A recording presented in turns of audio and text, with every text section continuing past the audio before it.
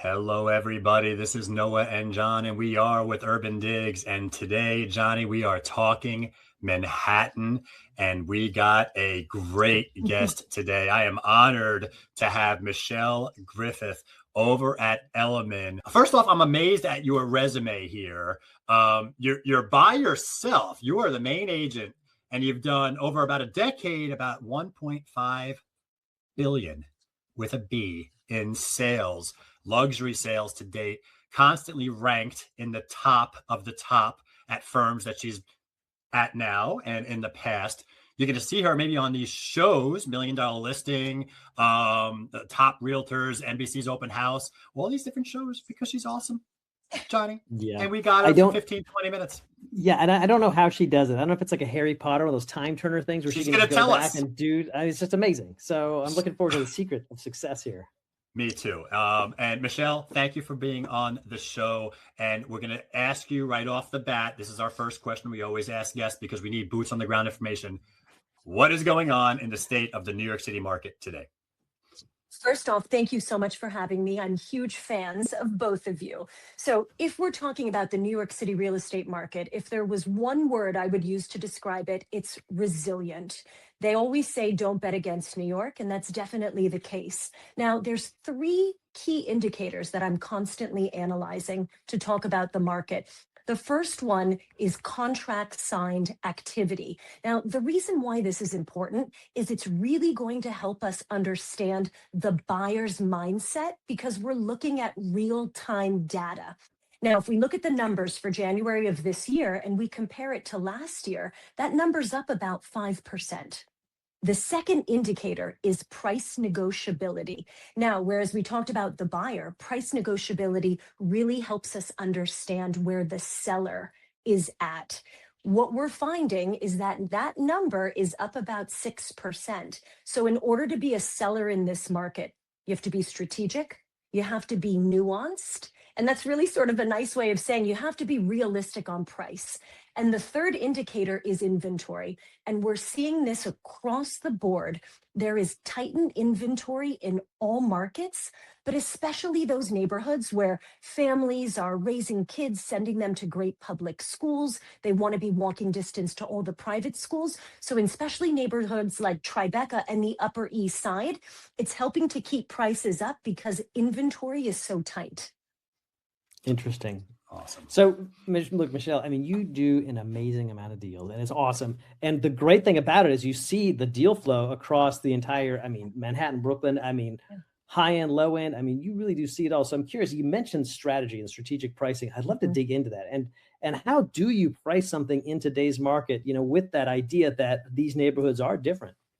Absolutely. So again, location. So every seller, every property, it's going to have a bit of a nuanced story. But what I say to my agents and a lot of the agents at DE is when we have these pricing conversations, think about it a little bit like a scale. So you have time on one side and you have price on the other. So when I have meetings with my clients, we always have a range. And if the seller has more time to test the market, we can go on at the higher end of the range. If they don't have a lot of time, then you need to be a little bit more aggressive when pricing a space. Another thing I like to touch on with agents is we're doing so much as an agent, but if you're not communicating this to the seller, then they have absolutely no idea what you're doing. So it's extremely important that you're constantly giving them feedback. We do a biweekly report. We touch on PR efforts, marketing efforts, social media exposure, of course, client feedback, but it's also really important that any relevant comps are going to be listed, right? You normally can't go to a seller and say, we need you to lower the price. But when they can see that X, Y, and Z, is more renovated and that's trading, then that's going to help to communicate in a softer way by really driving the data. And then that'll sort of help you with sellers get to where the pricing needs to be. I love that answer, Michelle. If I could just follow up real quick on the strategic pricing and over communicating with your clients. Is there any special way that you deal with that one personality type where no matter what you do, what data you present, what you tell them, they still are a little bit aspirational, maybe a little bit in denial, and they just have to see it for themselves. What do you tell them during that conversation, and how do you get them to do something that you need them to do later on? Noah, I never have those types of clients. Oh, right. That's See you the magic. later. It's That's not the worth the magic. time. Is that the answer? That may be the answer. It's Scare all them. about Say, selection. bye-bye. You just I walk love away. it. You know, Right. in all fairness, you know, this is probably most of my clients in Manhattan. And again, it's tough because the market's in a place right now where even if you look at some of the data, you would think the pricing is here, but then the bids are coming in significantly lower, right? So these are Yeah. all very truthful, difficult conversations that we're having with sellers. So when I go into that exact type of situation, I make sure that we have a plan in place. Now, again, if this is a listing that I want, right? So I'm happy to test at a certain price, but if 30 days in, there's no clients coming in the door, we definitely don't have a bid. And the only thing that I actually have coming in are brokers that were begging to come in and preview the listing to try to increase exposure. So I like to have those conversations very early on and make sure it's clear that if that's the situation 30 days in, then we're going to have a price correction to this number. So again, so much of this is just going in knowing, okay, this is what you want. That's totally fine. We'll test it. And 30 days into it, we may need to make an adjustment. But I say this all the time. If you're going into a pitch and you know where the numbers need to be, and there is absolutely no way the seller's going to get the price that they want, and everyone's going to be disappointed, it is okay to walk away and be the second broker. You know, and again, I'm not ashamed to say this, but in 2025, we were losing a lot of listings, and where truly our success came was being the second broker on so many listings. We had more data points. We had a seller who was more realistic. You know, it was a tough market. The only way I can describe 2025 is you had sellers here and you had buyers down here, and it was really hard to get to a meeting of the minds. Sellers started to soften in Q4 of 2025. But again, it was so much better to be the second or third broker entering in these situations. So I never want agents to fear if you lose a listing that, you know, oh my God, it's doomsday. End of the world. Right. It's not. Well, that's a great point. And 2025 was, for lack of a better word, it's a broker's market, which makes it sound like it's great for brokers. But no, it's really just bringing these sides together. You know, you're pulling the hair on one side, pulling the fingernails on the other. You got to get them in the middle. But you bring up an amazing point, Michelle, which is, I mean, look, from what you've done, your history, you've got the media on one side, and you're also staring down the black hole of a listing that has no bids. How do you maintain sanity in a market like 2025 when it's all about bridging that gap?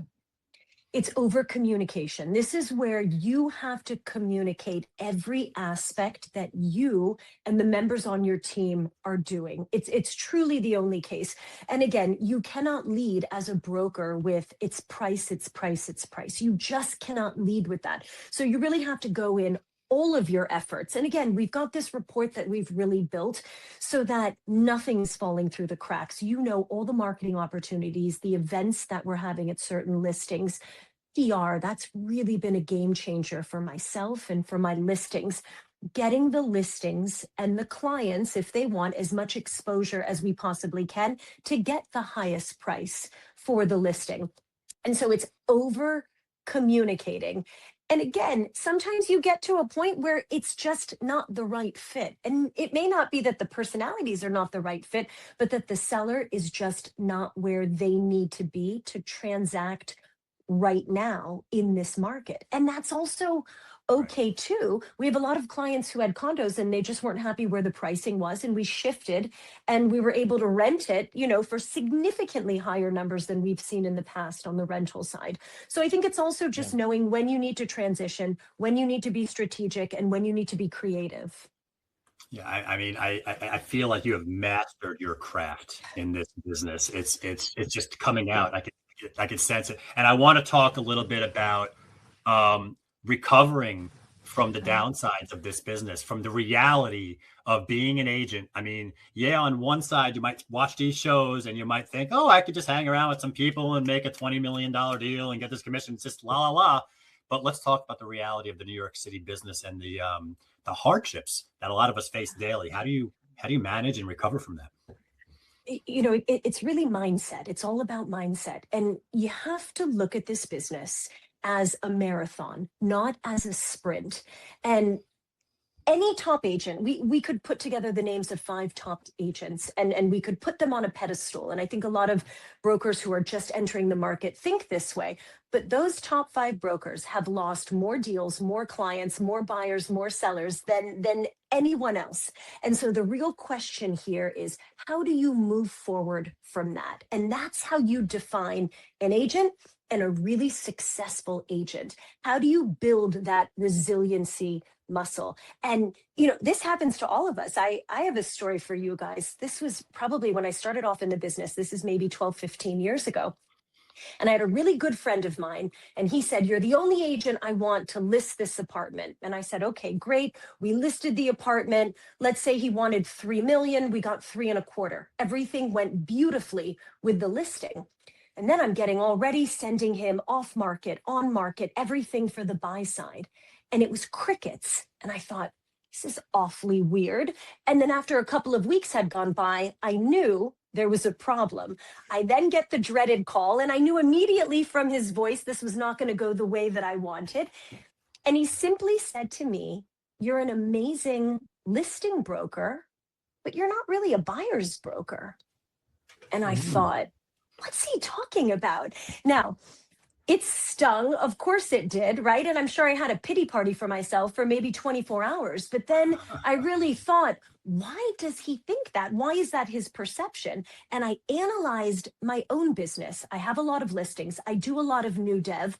I work with a lot of buyers, but that wasn't what I was portraying. So what was going to be my shift? So you better believe my newsletter talked about every new development and had stories about working with buyers. My social media, all my stories were this new development on the Upper East Side. This is what's happening in Tribeca on the buy side.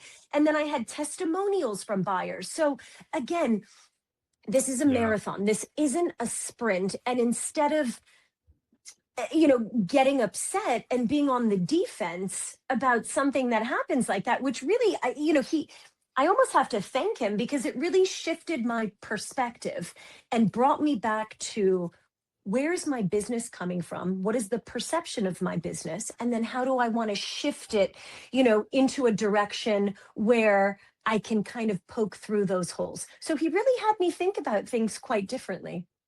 Yeah, and I loved there's a lesson here also in that it's all content, using content and your network, right? You're engaging them with education, you're giving them what they want to know, and then you're taking your success stories and bundling that in. This simple formula of this independent, neutral content, education of what's going on so that these buyers know what's happening in the market that they're buying into. And then the success stories on the other success sells. So, I mean, I just wanted to point those two things out because UrbanDigs, everything we're doing is a similar kind of method with the content and using success stories. And that's how we grow.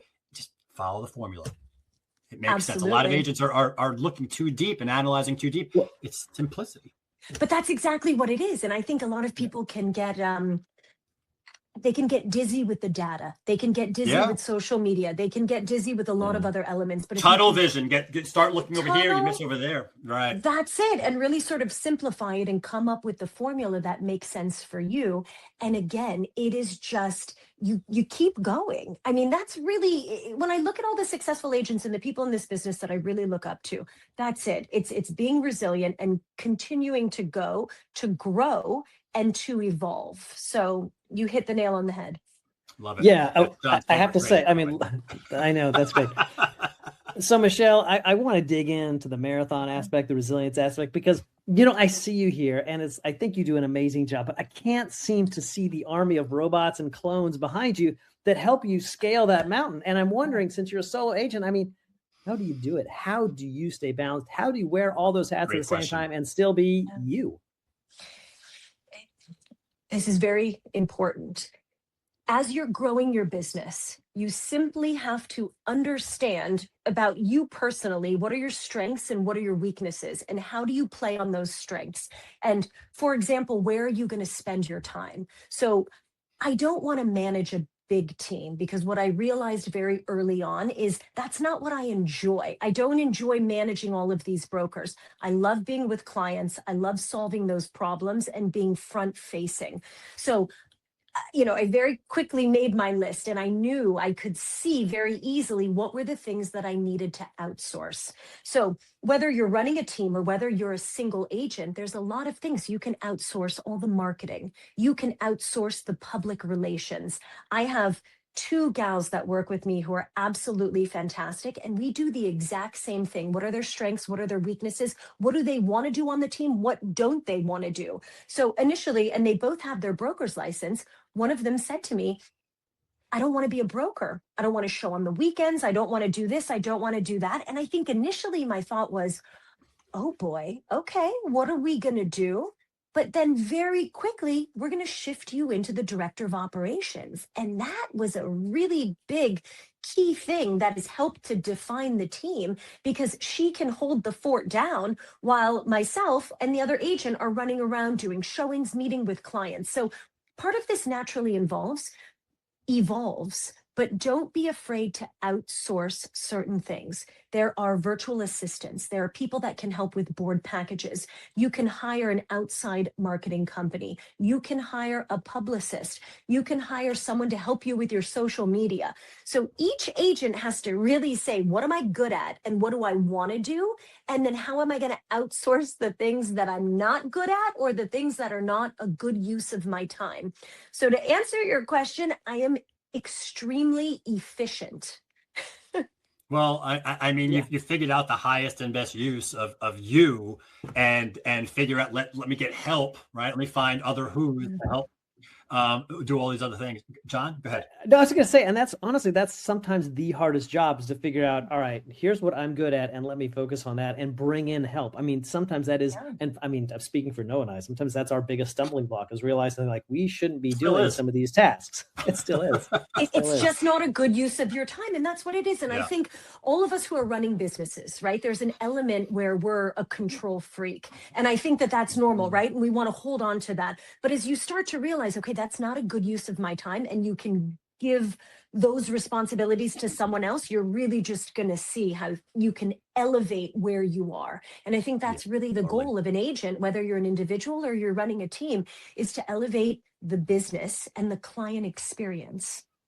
Absolutely. And John's the control freak of this group right over here. So I mean, I am white knuckle. But everyone, listen, Michelle, I you just laid out all of the hard things that all of us agents out there that are dealing with and trying to grow a business. But I mean, on top of that, you layer in being a working mom and all the other duties that you women have to deal with, right? Especially young working moms. And that's just another layer on top of everything. So if I could just ask, I know this is dear to your heart, how do you do it? How do you deal with that? I think you have to go into it knowing that nothing is perfect, right? It's all going to be a little bit messy, and that's part of the journey. And I think a lot of this goes back into the mindset that we were discussing. So having the right mindset, knowing that things are always going to be a little bit messy, and then outsourcing the things that you need to. So I'm a very present mom, and that's intentional, and that's extremely important to me. And at the same time, I never took maternity leave. I'm a little bit of the opposite, where when the kids were younger, of course they need someone who's nurturing and caring for them. But what I found is that as my kids, oh, hold on, guys, I lost my earbud. Sure, okay. No problem. This is what I love about the show. It's real. We'll wait. There we go. Now back in. All right, so good. what I realized, even that whole process was efficient. Unbelievable. Michelle's one of one ear. I only need one. I could just keep going with one. Can you hear me? I know. There you go. Go ahead, Michelle. So what I've realized for me and my kids is that the older they get, so now they're 10 and 14, they actually need me more, and they need me to be present more. But again, I sort of use the same formula because it helps me in my head, right? So on certain things I outsource, certain things I do, right? If I can connect with my kids when they get out of school, right? Like what's that most important hour? And then, Right. they're with a babysitter and they go off to activities, or my daughter who's older, she goes on and she studies. But what are those moments of connection? So I think being a working mom, I really have to prioritize what's important to me in parenting. And then those are non-negotiables for me. Those are the moments that I need to be with the kids. And then, sleep is probably the one thing that I need a little bit more of, right? So then, like, once things are settled with the kids, and then I go back to work, right? We've got comp reports and all these different things that we need to do, but it's prioritizing those moments that are really important for connection, and then outsourcing what I need to from a job perspective, and then, even from a parenting perspective, because it's less important. So I think that's the formula that's really helped me. But then also, too, I always think about community, and that's what's really important. So I think for a lot of those agents, to who's your community, and make sure that you really strengthen that. So I know for me, I've got a really strong female community at work, and that has been extremely important. So I would say community, making sure that you have mentors in whatever field you're in, that's also extremely important. And then the last thing, which I'm not great at, but making sure I put myself back on the schedule, whether it's working out, that's definitely, has not been my priority, but just creating that own mind space for myself. And that's what I'm working on. I haven't gotten there yet. And I'm sure my trainer, who 10 years later, I'm still not fit, is probably like, don't act like you work out, because it's true. I'm not great at that, but I'm trying to put myself back on the schedule to just clear my mind a bit more, because at Personal the end of wellness. it, you have to have personal wellness, you have to have fun in what you do. So these are all the Yeah. things that I'm just making sure I bring back into my headspace, because I definitely, so many times prioritize my kids or my clients for sure more than myself. Otherwise you'll burn out or Yeah. implode, Yes. as Matthew McConaughey said once. Spontaneous combustion. That's right. So this is a great segue. And Michelle, one of the joys of doing this program is seeing the agents that come on, and everybody has their own way of doing business, and they're all amazingly well-rounded. No one has ever come in this. I don't think we've had anybody who comes from a real estate family, studied real estate, and is just all real estate. There's no one who's just in that silo for their entire life. Everyone brings all of these different facets to this industry, and it's really amazing. And with that, I want to ask you, Michelle, because you are one of the more well-rounded folks we've had on this, and it's been a really interesting discussion. And I would love to know, if you had to go back in time and talk to your younger self starting in this industry, what is the one strategic success tip you would pass on to yourself or to agents looking to get to the next level? I would say, don't wait for things to be perfect. So many times agents are like, well, I'm not ready for this, or, oh, I'm not ready for that. Even though I could compare this to parenting, I'm not ready to be a parent. You have to understand that it's never going to be perfect. It's never going to be the perfect situation. You're never going to have the perfect amount of time. You're never going to have the perfect client. You've got to just jump in, and there is going to be an element of learning on the go. That's just part of it. But I have had so many conversations with friends, so many conversations with people who are wanting to get into the business, and they're all waiting for it to be perfect. It will never be perfect. Sometimes you've just got to dive right in. Perfect is the enemy of the good. I love it. That's it. It's a perfect ending. I listen, I got to tell you, you speak so wonderfully, and it just, the confidence comes out. Again, I feel like you're mastering your craft right in front of everyone's eyes, and you've really achieved an incredible success. Respect for what you do. Thank you so much for sharing some time with us. Michelle Griffith over at Elliman. That is John Walkup. I am Noah Rosenblatt. This has been Talking Manhattan, and we will catch you next time. Cheers, everybody. Bye.